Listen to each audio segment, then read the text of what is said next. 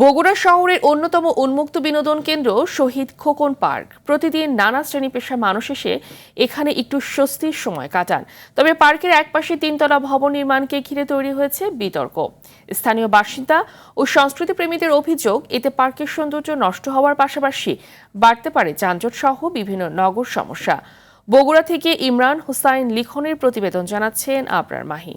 Niacinamide ও salicylic সমৃদ্ধ lily face wash যা ফেসের ডেড স্কিন সেল দূর করে দেয় দ্বিগুণ ফাস্টার ব্রাইটেনিং।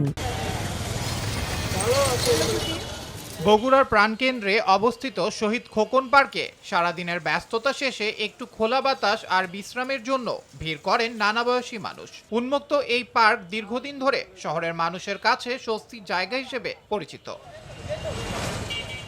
তবে সম্প্রতি পার্কের রেলিং ঘেঁষে শুরু হয়েছে একটি তিনতলা ভবনের নির্মাণ কাজ। স্থানীয়দের অভিযোগ, এতে পার্কের উন্মুক্ত পরিবেশ ব্যাহত হচ্ছে এবং ধীরে ধীরে আড়ালে চলে যাচ্ছে পার্কের সৌন্দর্য।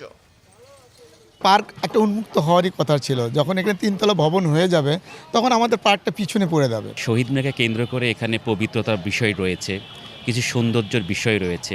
শহীদ মিনার হলেই যে এর চারপাশকে ঘিরে দোকান করে বিজনেস করতে হবে এমন কথা নেই। এটা ঢেকে যাবে, বাতাস আসবে না, উন্মুক্ত থাকবে না, এটা আসলে একটা প্রতিবন্ধকতা। এত বড় একটা সুন্দর পার্কের সাথে এখানে মার্কেট হওয়াই উচিত না, বরঞ্চ ফুল মার্কেট অন্য অন্য জায়গা আছে, সরকারি খাত জায়গা, সেখানে ট্রান্সফার করা উচিত।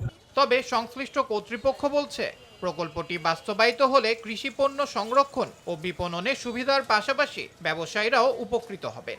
ওখানে এখন যারা ব্যবসায়ী ছিলেন, ফুল ব্যবসায়ী, তারা পৌরসভার কাছ থেকে লিজ নিয়েই ব্যবসা করতেন।